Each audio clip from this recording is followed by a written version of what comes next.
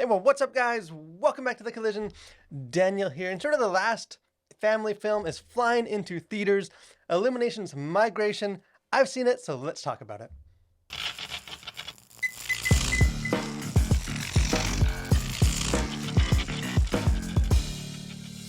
So earlier this year, Disney CEO Bob Iger kind of made some headlines for stating that in order to win back audiences that just seem to be staying away from the theaters, that they need to return to the primary objective of just entertaining viewers rather than providing messages and kind of pushing a bunch of ideologies. Migration is not a Disney movie. This is from Illumination Studios, but in many ways it is sort of an encapsulation of that conviction of just, hey, providing fun, entertainment, not worrying about sort of a whole lot of messages or ideologies. And I'll say that I really enjoyed this movie. I had a great time watching this movie with my family.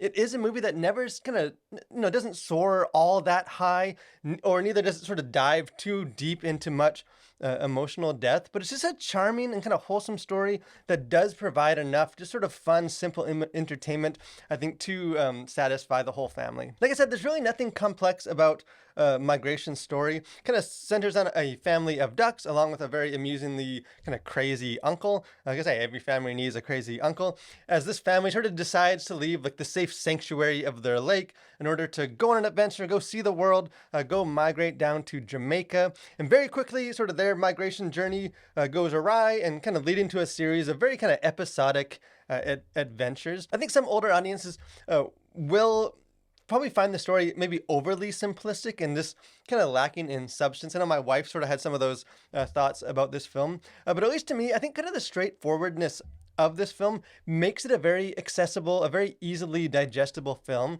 And this is a movie that is very in the moment. It is always entertaining, kind of all the adventures and sort of episodic moments.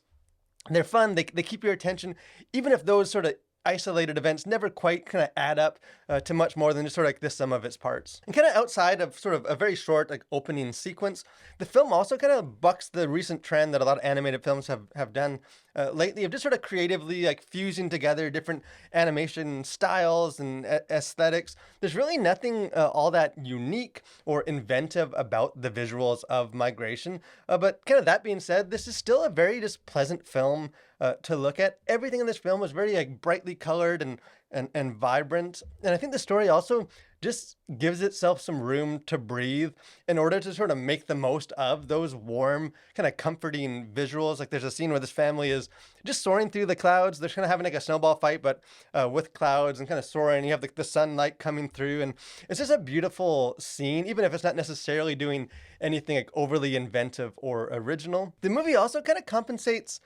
for its lack of maybe emotional depth or thematic depth with just a lot of humor, because I found this movie to be hilarious. I don't know if it's just my own personal sense of humor and this sort of hit me in just the right spot, but I probably laughed out loud more in this movie than I have in many movies that I have seen this year. And it is the sort of wholesome, kind of clever humor that I do think the whole family will be able to get some chuckles out of, because there are some sort of more low-hanging fruit, slapstick type gags that I think will amuse younger viewers. But at the same time, there also is sort of the kind of elements of bluey humor and things that I think will be more relatable to parents and sort of the dynamics of the husband and the wife and the parents to the kids. And in kind of several different ways, this really is sort of a quintessential family film. I think on one hand, as far as the content goes, this is one of the cleanest movies of the year. We'll get into that in just a moment, but just not a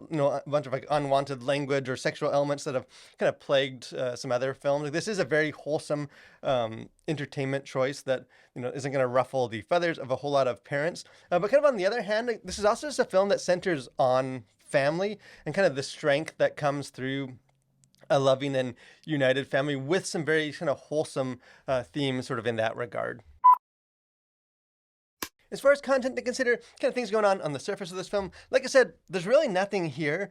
Language, there's a couple, 2 or 3 exclamations of "oh my gosh," and I think one use of "heck," and I think maybe 1 or 2 kind of rude words like stupid, but nothing beyond that. Violence, there's really nothing here either, and of course, unless you're a duck, because at the start of this film, the father sort of tells a frightening story intended to to scare his children, in which features the heroes of this story that meet an untimely end at the hands of some prey. Although the mother kind of constantly interjects kind of more happier possibilities for how that story could end. There's also sort of an extended scene where the duck family is like in the house of these two kind of crazed herons, and very much worried that they're going to become prey for these birds, and they find like some fish bones and stuff, which they refer to as like the last guests of these herons. And there's also this a sequence that happens inside of a restaurant where these ducks see cooked duck, which again is bad news if you're a duck. And kind of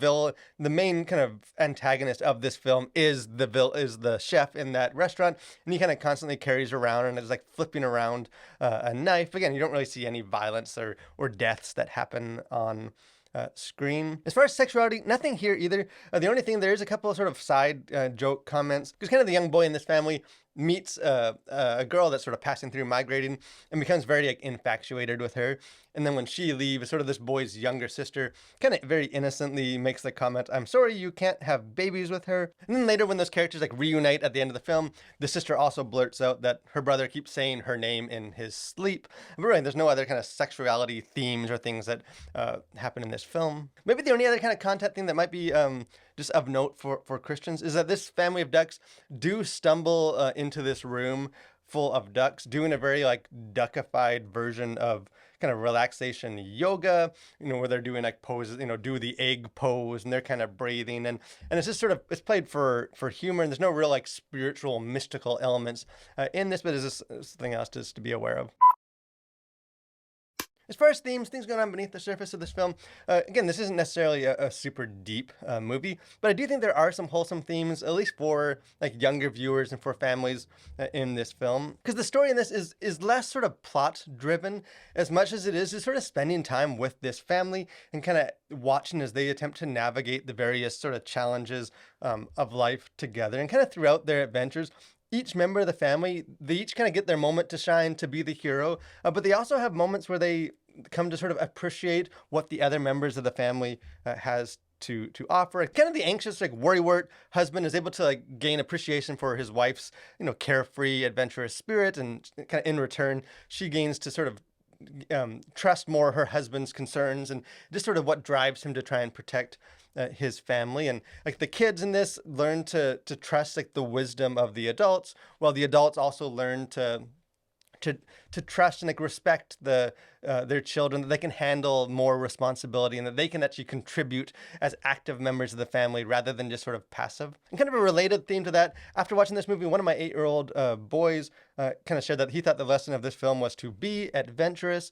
And that son of mine isn't necessarily always the quickest to step out of his comfort zone, especially when there's a chance, for failure. So that message in this film is one that I think is welcome, at least for me, and I think will be for some other families as well. Because in some ways, like the fears that keep the family in their lake sanctuary are validated. It is a difficult world. It is a dangerous world. There is a potential for things to go wrong. But kind of as these characters, face these challenges together, they ultimately learn that like the benefit, the experiences that they have along the way make it worth it, even though there's potential for some of those, for failure and for danger. So I think this is a movie that parents can kind of help talk with their kids about just the importance of stepping out of that comfort zone, trying new things, kind of facing your fears rather than just sort of cowering away and missing out on a lot of the joys of life.